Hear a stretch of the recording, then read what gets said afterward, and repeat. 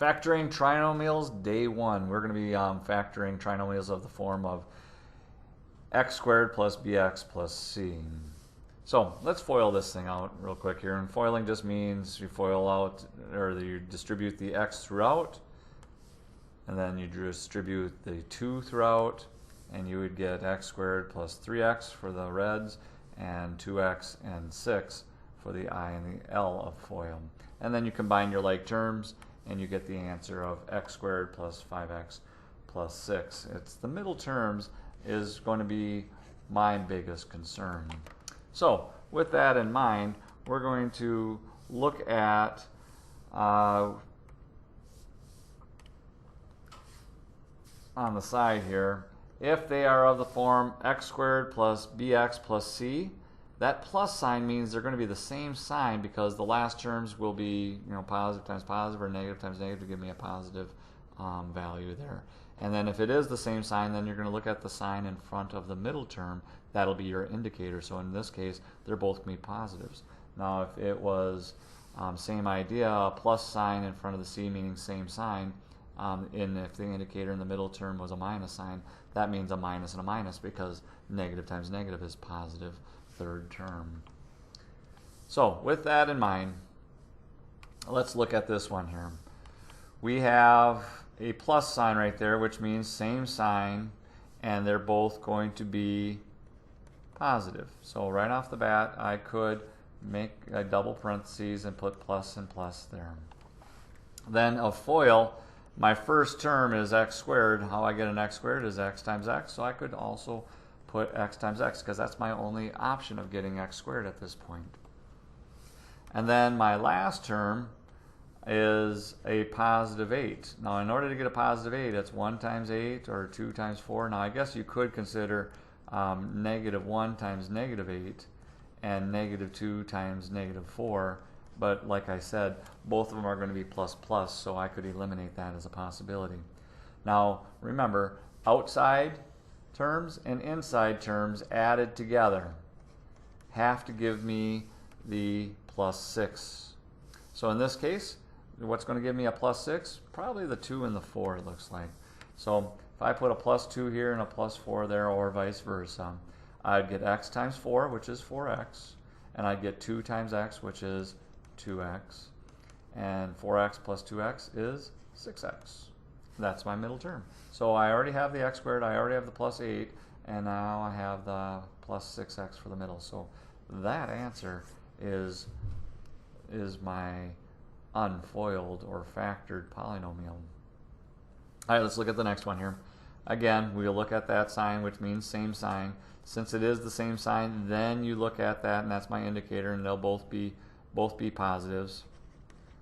So I could go off to the side and go plus and plus here. And then my first term is x squared, so it's x times x. That's my only option, so I'm going to put my x and x there. My last term is a positive 12, so that could be 1 and 12, 2 and 6, 3 and 4. And of course, you could consider negative 1 and negative 12, negative 2 and negative 6, and negative 3 and negative 4. However, those won't work because I'm going to need a positive 12, which all those would give me, but I also add them together to get a positive number 7. So I'll just consider my positives. Now I'm believing it is, again, 3 and 4. Outsides multiplied together is 4x. Insides multiplied together is 3x. Gives me 7x, and that's my middle term. That's what I needed, and thus I have my right answer. Next one, same sign. Both of them going to be minuses. So off the bat, right off the bat, I can put minus signs inside of both parentheses. Now a FOIL, the first term is x squared, so that's x times x. Again, I can just put x and x. The last term is a positive 16. So to get a positive 16, I could go 1 and 16, 2 and 8, 4 and 4, negative 1 and negative 16, negative 2 and negative 8, and negative 4 times negative 4. All of these 6 possibilities gives me a positive 16 when I multiply the last terms together. However, I need a negative 10 as a result when I add them together, so I'm going to eliminate the positive ones and look at negative 2 and negative 8 as my answers. Now, just to make sure they're right, the outside is negative 8x, the inside is a minus 2x, together is a minus 10x.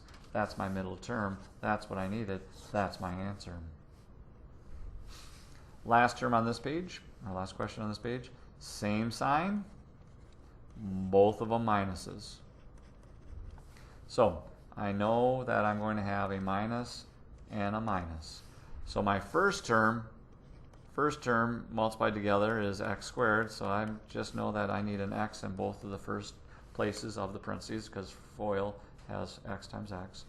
My last terms multiplied together has to give me 27, a positive 27. So again, 1 times 27, 3 times 9, negative 1 times negative 27, and negative 3 times negative 9 are my 4 possibilities. However, I know they're both going to be same sign, but both of them have to be a minus sign. So I could eliminate those possibilities, and to get a minus 12, I'm thinking a minus 3 and a minus 9.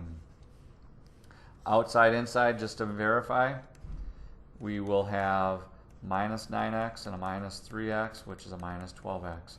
That's what my middle term is. Thus, I have my right answer. All right, on this side, we're going to look at the fact that we're going to have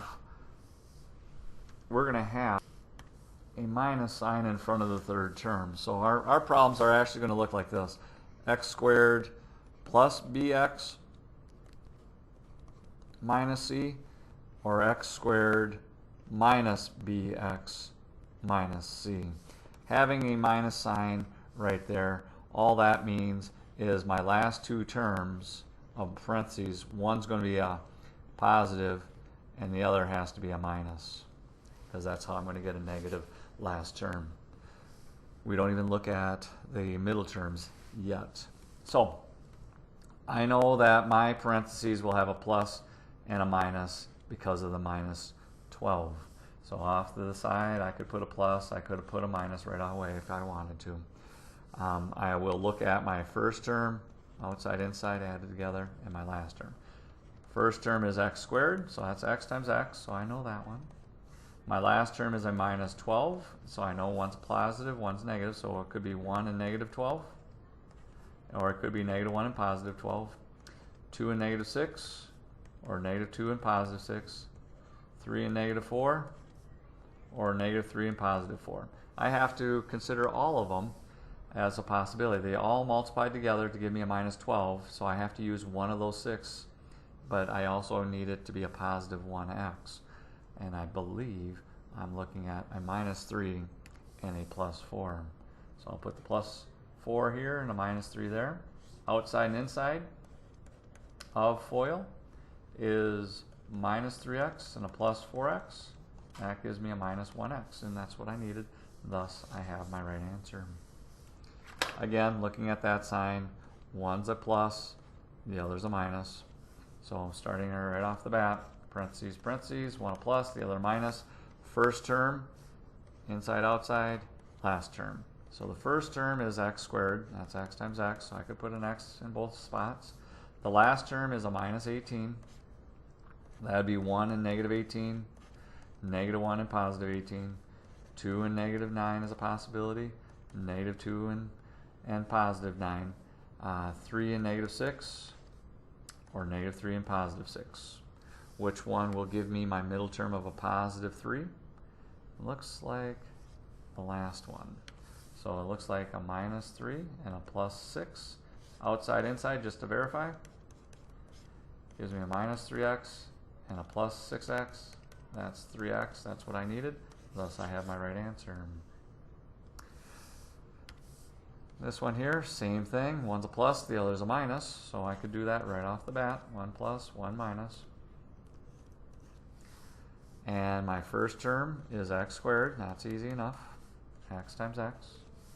My last term is negative 18. So just like above, 1 and negative 18, negative 1 and positive 18, 2 and negative 9, negative 2 and positive 9, 3 and negative 6, negative 3 and 6. Which one will give me a minus 7 when I combine them? And you should say 2 and minus 9. Outside, inside, just to verify. Minus 9x plus 2x is a minus 7x. That's what I needed, and that's what I got for an answer. Last one. We have a y squared to be concerned about, but we first of all always look at that sign right there. And I know that that sign means that I'll have a plus and a minus in the parentheses. First term is x squared, so that's x times x, so I'll put x in the first spots.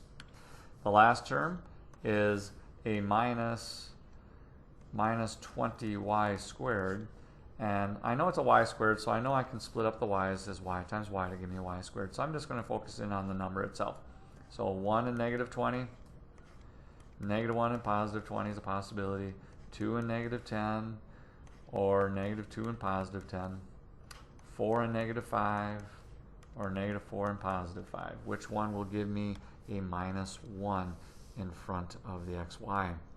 And hopefully you're thinking 4 and negative 5. So positive 4y and a minus 5y. As far as FOIL, I know I have my x squared. I know I have my last term, a minus 20y squared. I have to just be concerned about the O and the I of FOIL. So we will have minus 5xy and a plus 4xy gives me a minus 1xy. And that's what I needed, and that's what I got for my answer. So as a recap, there you go.